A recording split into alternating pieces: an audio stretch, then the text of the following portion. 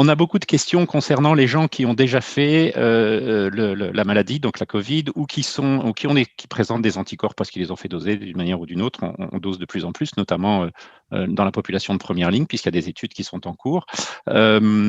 Et alors, du coup, on nous pose la question, enfin, je la formule un peu différemment, savoir si une personne est réticente à se faire vacciner précisément parce qu'elle a déjà été malade ou parce qu'elle a des anticorps. Est-ce qu'on peut raisonnablement l'écarter de la vaccination, ce qui serait d'ailleurs une manière d'épargner des doses de vaccin?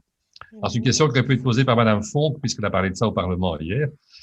Mais donc, la question, je pense, a tout son sens. Certains pays, pour le personnel de santé, pour vous donner une idée, l'Angleterre, entre autres, et l'Allemagne, ont prévu que si le personnel de santé avait fait, pour l'un en ayant les 3 mois, pour l'autre en ayant les 9 mois, un Covid prouvé avec des anticorps montrés à la prise de sang, eh bien, cette personne n'était plus partie des prioritaires. Et que bien sûr, on pouvait les vacciner, mais que si elle souhaitait attendre, on pouvait parfaitement attendre. Et donc, c'est vrai que on ne connaît pas la durée de la protection, on ne connaît pas l'intensité de la protection. Enfin, on a quand même maintenant pas mal de recul qui nous permettent de montrer que l'infection naturelle, pendant de nombreux mois, va-t-on dire pendant au moins 6 mois, protège dans l'immense majorité des cas concernant l'immense majorité des formes sévères.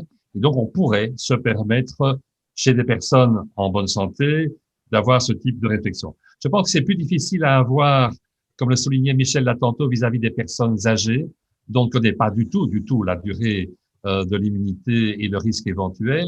Et donc, je n'irai pas personnellement, mais je sais que c'est discutable, je n'irai pas personnellement dans ce sens-là par rapport aux résidents des maisons de repos et de soins. Mais je pense que ça peut se discuter pour des individus jeunes quant à l'épargne de la vaccination, si on avait besoin d'aller jusque-là dans l'épargne de la vaccination.